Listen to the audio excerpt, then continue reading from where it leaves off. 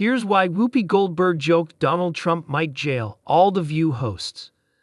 The controversies and drama associated with former President Donald Trump have become the primary focus of several reality and comedy shows. Of all the shows, one of the most vocal in its attack against Trump is the talk show, The View. Most of this panel has never been shy to condemn Trump's provocative behaviors. During one of the episodes of the show, co-host Whoopi Goldberg jokingly commented that if Trump were to be re-elected as president, all of them could end up in jail, as reported by Decider. During a conversation, First Lady Jill Biden said, "I think that people do have the right to protest. I mean, that's why we have a democracy. Thank God we live in a democracy." She continued, "But I think that the protests have to be peaceful. Peaceful. Why would we be violent? What is the point of the violence? I mean, aren't they really protesting violence with violence? That doesn't make sense."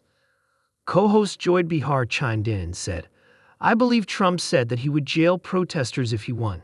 Goldberg agreed to her and added, "including us."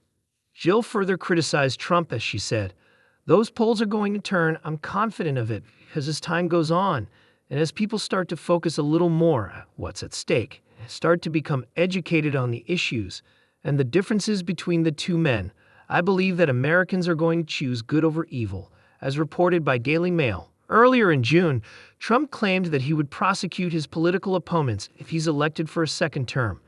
He said, "Look, when this election is over, based on what they've done, I would have every right to go after them, and it would be easy because it's Joe Biden." He added, "It's a terrible, terrible path that they're leading us to, and it may be going to have to happen to them," as reported by CNN. Meanwhile, in November last year, Behar boldly claimed that she would fight former President Trump if tried to take revenge on The View. She said, "Don't his supporters see that he turns on people who are in his corner? If you dare to go against him, even this much, he goes bananas on you." Alyssa Farah Griffin then said, "Donald Trump is running for president for two reasons: to get out of jail and to get revenge on his enemies. And when he speaks, we should listen. Frankly, it's scary." As reported by Entertainment Weekly, Behar replied, "Us? What about us? Try it. Go ahead, try it. We have this show every day." Okay, Donald. Later on, in another Trump criticism this year, host Anna Navarro criticized Trump's RNC speech.